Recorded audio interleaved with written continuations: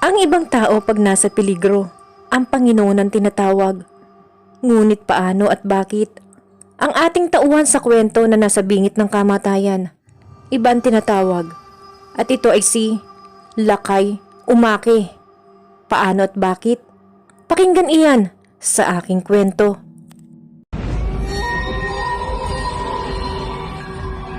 Kababalaghang kwento ni Binibining Imahinasyon.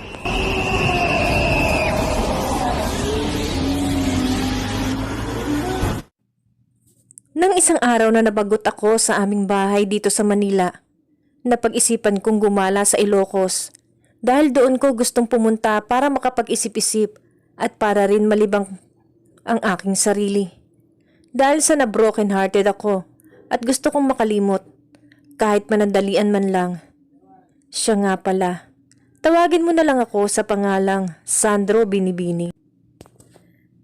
Nang nasa probinsya na ako ng Ilocos, pinaghainan ako ng aking lola ng pagkain. Sarap na sarap ako sa hinanda niya sa akin. Ito yung namiss ko talaga sa tuwing uuwi ako dito sa aming probinsya. Ang sarap talaga ng simoy ng hangin dito.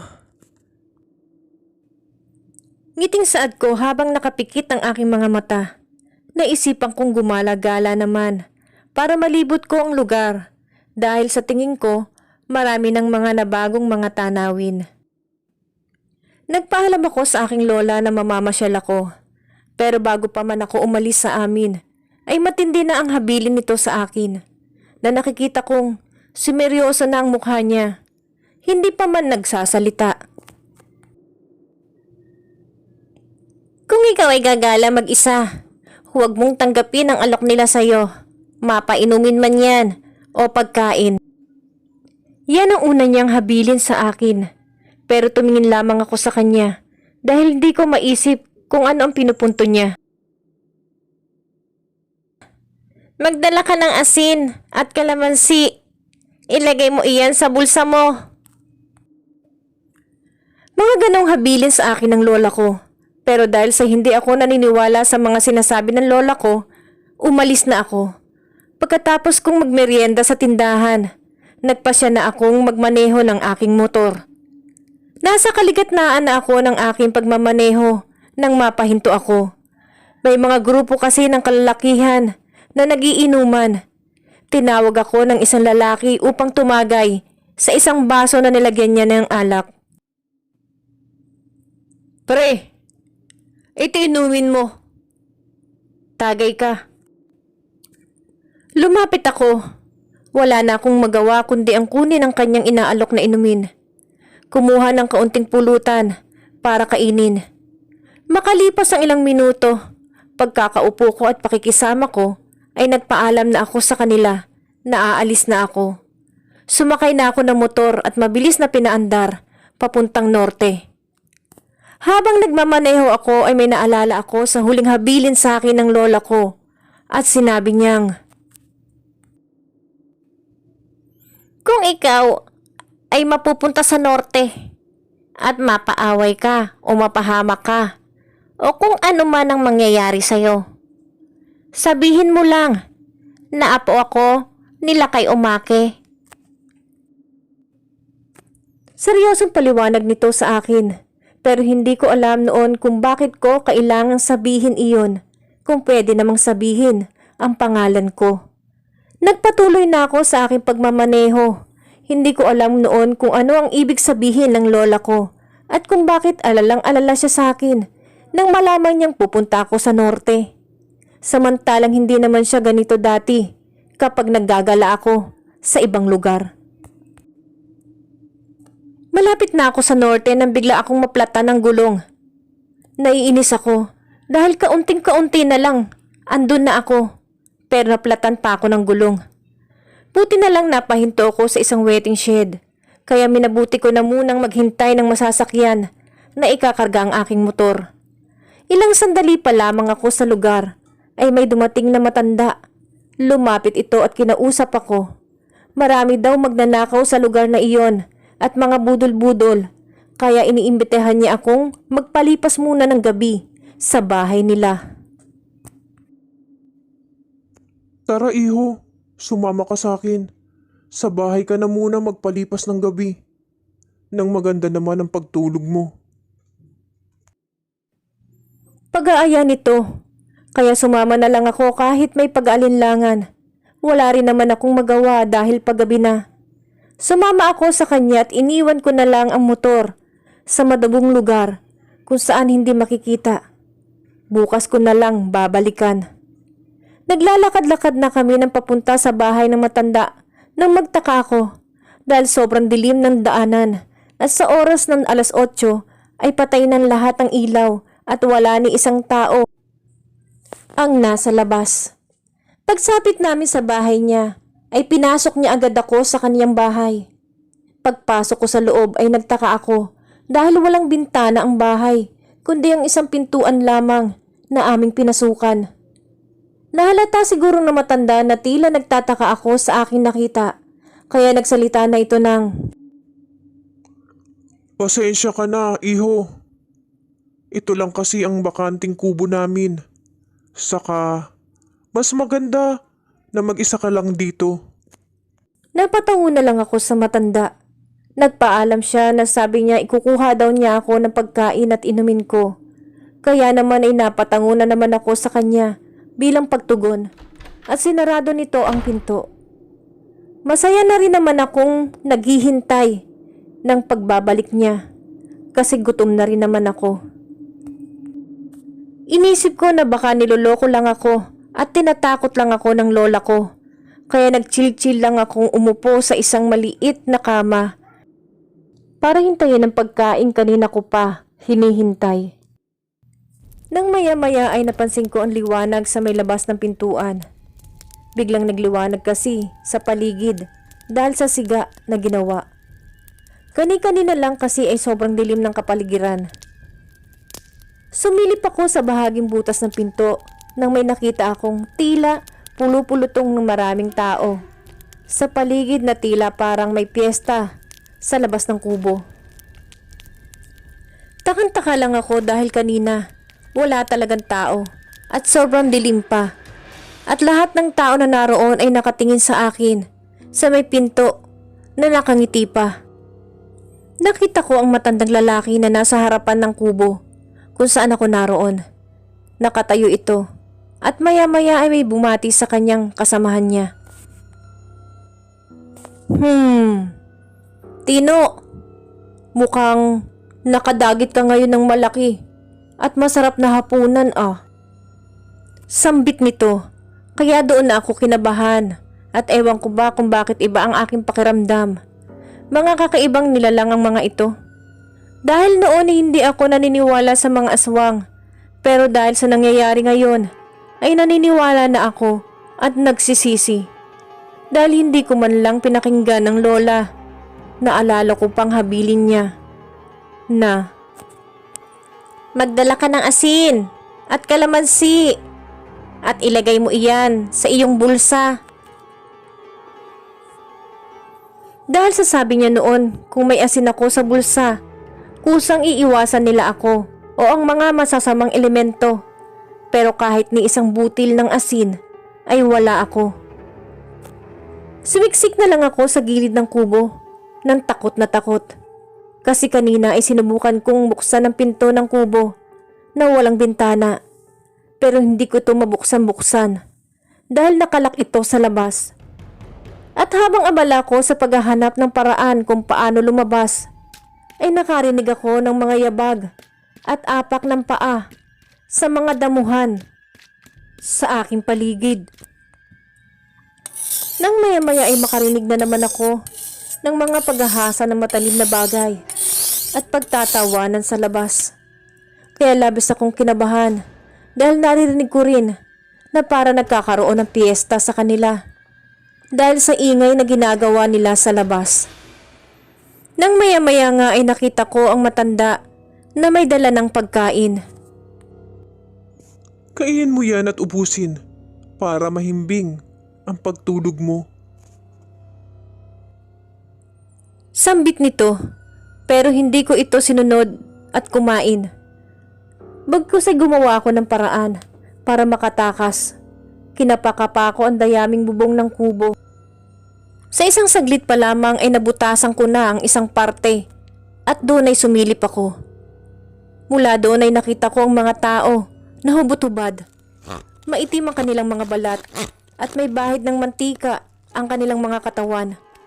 Habang pinagpipira-pariso nila ang katawan ng tao na inuud na.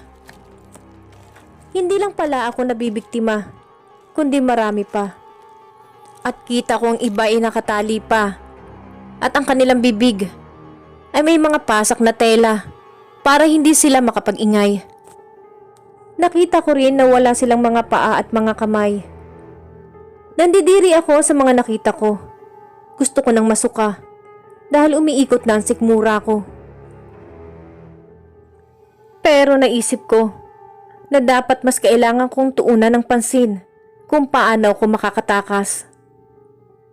Dahil sa hindi ko na talaga kinayang nakikita ko, kinuha ko ang lubid at kitang-kita ko na ang bawat lubid na iyon ay may mga bahid ng dugo na ipinangtali sa mga nabiktima nila. Na ngayon ay napagsasaluhan na nila. Itinali ko ng maayos ang lock ng pintuan sa loob ng kubo. Saka ako gumawa ng butas sa likod ng kubo at pagkatapos noon ay dahan-dahan akong lumusot, papalabas. Saka ako tumakbong palayo. Habang tumatakbo ako ay narinig ko ang mga alulong ng mga aswang at alam kong hinahanap na nila ako. Ramdam ko rin na may nasa taas ng puno at galaw ng mga damo naman sa baba. Alam kong nasa paligid lang sila at sinusundan ako. Takot na takot ako, kaya tumakbo ko ng mabilis at iniisip ko na kahit man lang makaabot ako sa may highway para ligtas na ako. Binilisan ko na talaga ang paktakbo hanggang sa makarinig ako ng tunog ng isang truck. Kaya sinundan ko iyon at di nga ako nagkamali. Dahil nasa kalsada na ako, sisigawan ko naman ang truck para makahingi ako ng tulong. Tulong! Tulungan niyo ko! Tulong! Sigaw ko at hinintuan naman ako ng truck. Umakyat ako sa harapan noon. Nakatabi ko ang dalawang lalaki. Ang isa ay driver at ang isa ay katabi niya. Saka ito umandar ulit. Laking pasasalamat ko noon dahil ligtas na ako. At doon ay nakahinga ako ng maluwag dahil sa wakas makakalayo na ako sa nakakatakot at nakakadiring lugar na iyon. Doon ka na sa likod sumakay. Ihatid ka na lang namin. At pagkatapos noon, aalis na kami. Sambit na malagom na boses ng driver nito. Kaya agad naman akong sumakay sa likuran at nahiga kasama ang mga pahinante na walang mga kibo at nakatingin lang sa akin. Habang nakahiga ako ay kinapakapako ang higaan ko dahil may umbok ako sa likod kong nararamdaman. Inangat ko ang banig na aking kinahigaan. Nang makita ko sa ilalim niyon, isang ulo na tansya ko ay isang bata. Pamura ko dahil sa nakita ko. Tiningnan ko ang mga pahinante kung nakita rin ba nila iyon. Ngunit nakita kong nagsipagtawanan pa ang mga iyon.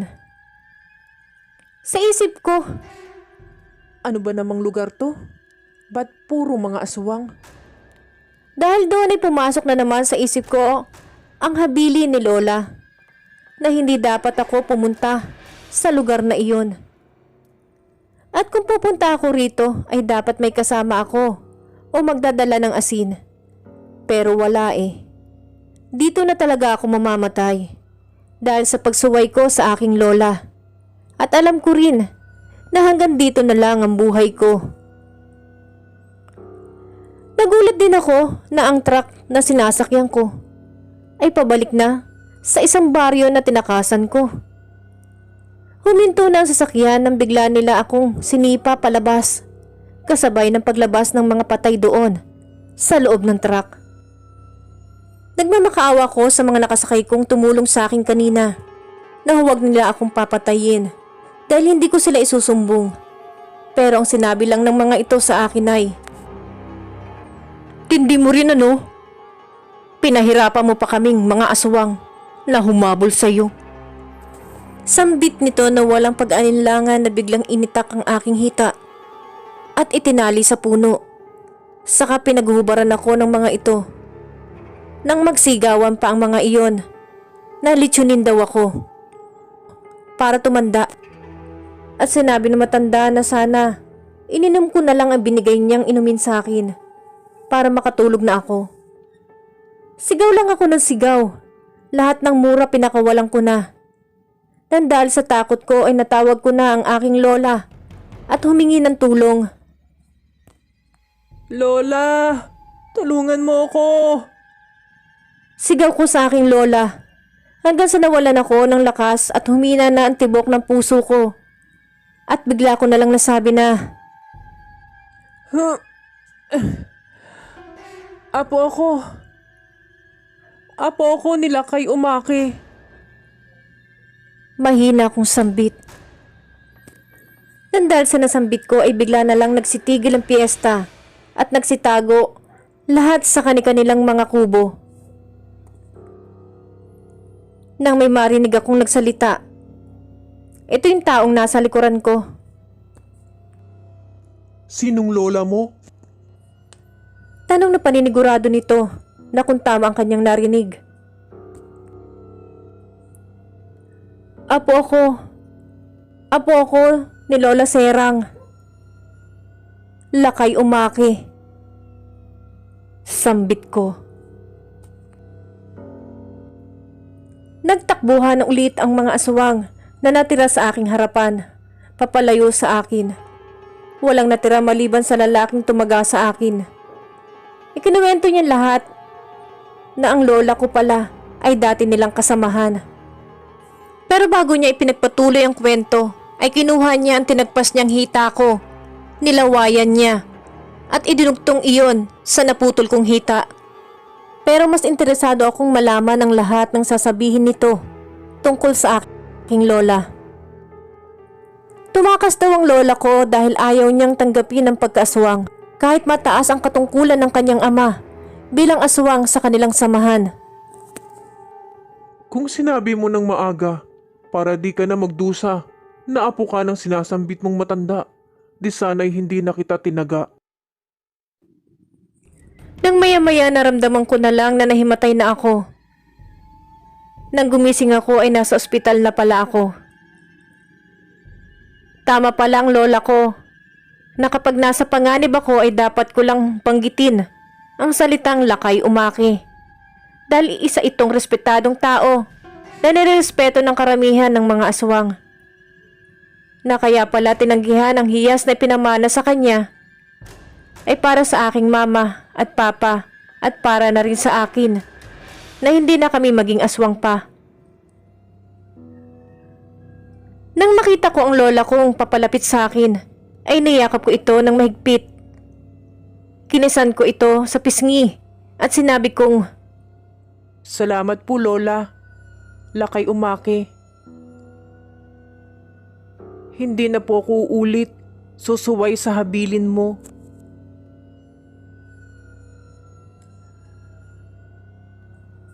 nakita kong ngumiti si lola. Saka ginulo-gulo nito ang aking buhok. Sabay-sabing, talaga ikaw na bata ka.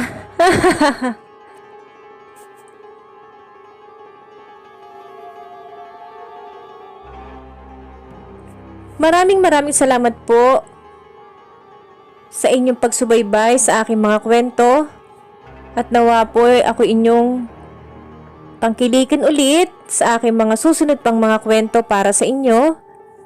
At please lang po, suportahan nyo rin po ang aking munting channel na paki-like, share, and subscribe nyo po ito.